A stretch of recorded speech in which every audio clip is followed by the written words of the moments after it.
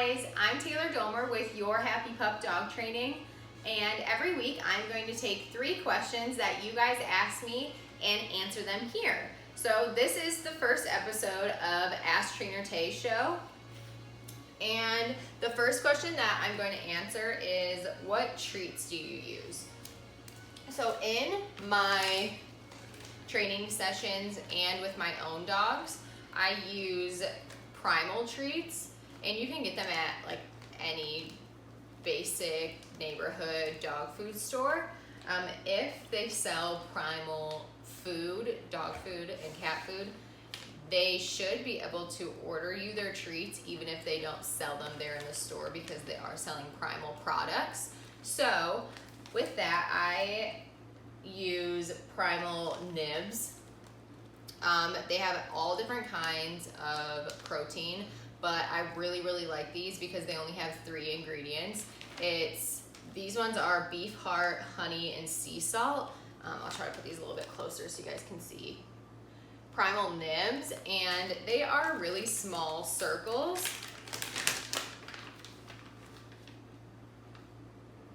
So this is about the size. And I'll even break them in half during training sessions because a lot of owners don't want their dogs to get an upset stomach. But these are really good for any dogs that have allergies. So I just use them in all of my training sessions. They're really easy to break apart. The only protein that is not very easy to break apart is the chicken nibs. And once again, they do have different kinds of primal treats. So the purple bags are the nibs. They also have a green bag, they have like jerky. These ones in the blue bag are pork liver munchies, and they also have different proteins in these. Honestly, they just have a really wide variety, and the only ingredient that's in these pork liver munchies is pork liver, and they're like freeze-dried treats. I'm sure you guys have heard of like freeze-dried dog food, and that's basically what these are. They are bigger chunks. I'll show you guys some. They are bigger chunks. I also use these in my training sessions. I will try to break them apart so the dog doesn't get an upset stomach, but I like to use these because they do smell a little bit, so it changes up the game if the dog is bored of the nibs or if we need more of a high reward treat. Anything that smells bad to us is gonna smell good to your dog. So that's why I like to bring these with as like kind of a backup plan. But all of these primal treats are what I recommend for using for training. They're really good. Doesn't have too many ingredients, so they're healthy for your dog. They're easy to use. I do believe the treat bags, they vary on which kind you get for price, but the nibs are usually about $13, I believe. The bags do last a while though. And I think the munchies are around $8. I could be wrong on that, but they're pretty affordable for the quality of the treat. Do you want some? You can't have any right now. They are priced decently for the quality of the treat, like I said. And the bags will actually last a while too, especially if you're breaking up the nibs when you're working on training. I'll take the nibs with me on walks, basically anywhere, if I'm doing recall at the park, anywhere. So they're really convenient too. So that was a question that I get asked a lot. The second question I picked is Topper. How do you keep your dog's focus while you walk? My English Bulldog will not maintain that focus. There's an ant. How do you keep your dog's focus while you walk? My English Bulldog will not maintain that focus, is the second question. Maintaining focus on walks, if your dog is not focusing on you at all, or you already have a hard time getting them to check in with you, you probably need to bring a higher reward treat. You need something that your dog loves. So if your dog is not food motivated at all, some dogs are not, no matter what kind of treat you have. It could be a piece of chicken. If they're not, you need to find something they love. It could be a squeaker toy, a ball, anything, and take that with you on the walk. If you're working on strictly leash training and you're not just going out to get some exercise, you need to have them looking at you the whole time. And once they stop looking at you, you need to stop walking. Because once you stop walking,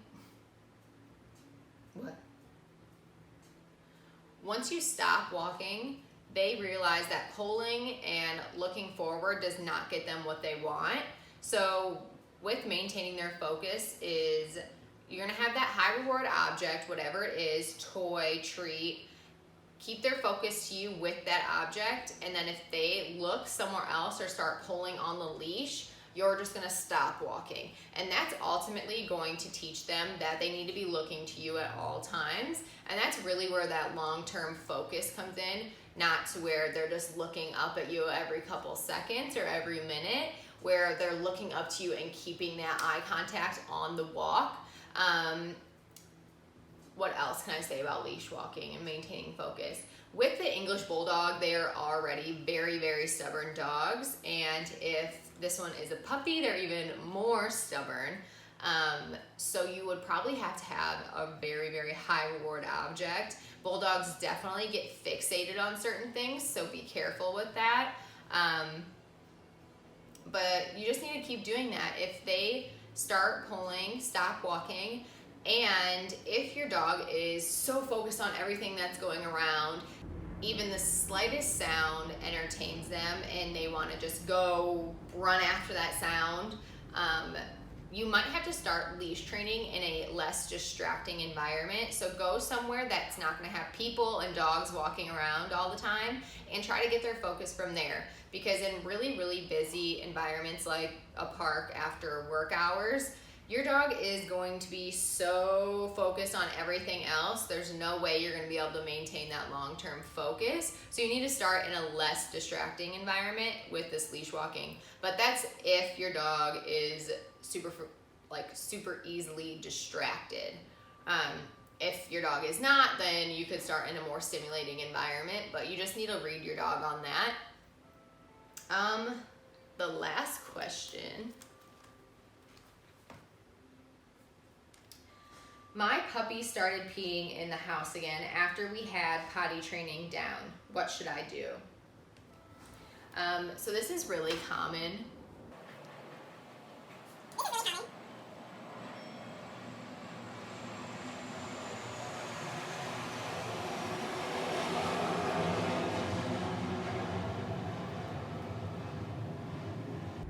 So this is really common, and not only with puppies.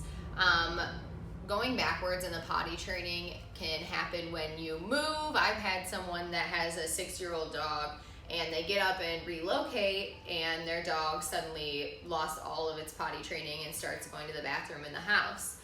With puppies, this is even more common. You buy a new rug and they think that it's a free-for-all again. With this, you just need to have boundaries and structure and be very, very strict on the potty training again. You need to take a couple steps back. And I know that scares a lot of people, but if you just take a couple steps back, they're gonna remember and know what to do from there. And it's not gonna be a forever thing. I think a lot of people get worried that they're gonna have to keep doing this and keep doing this. But if you just go backwards right away, it's gonna help your dog so much in the future, and it's gonna take stress off of you. So what you need to do is go backward in the potty training, be very, very structured and strict with it. Take them out, once again, you have to read your dog. Take them out every 30 minutes if you need to. If it's puppy, that's probably likely it's gonna be 20, 30 minutes.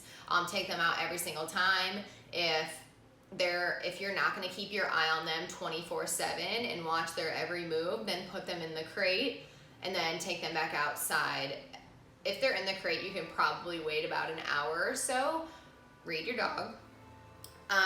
But that's what you need to do. You need to be strict about the potty training. And you know what? You might only have to do that for a few days to kind of remind them, hey, this behavior is not okay. Remember, you have to go outside, because they learned it once before. Other times it might be a month. You just don't know, but like I said, it's gonna be so beneficial to just go back a couple steps with the potty training, be really strict about it.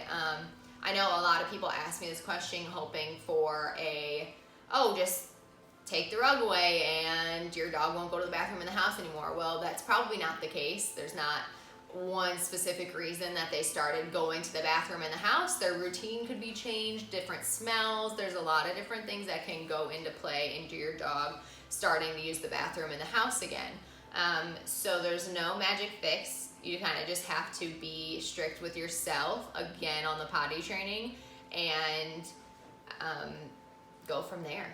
If you guys have any questions about anything I went over, if anything wasn't clear for you, or you have a question regarding something completely different, just let me know. I will be doing this every week. Ask Trainer Tay. Please check in, give me your feedback, and I will see you next week.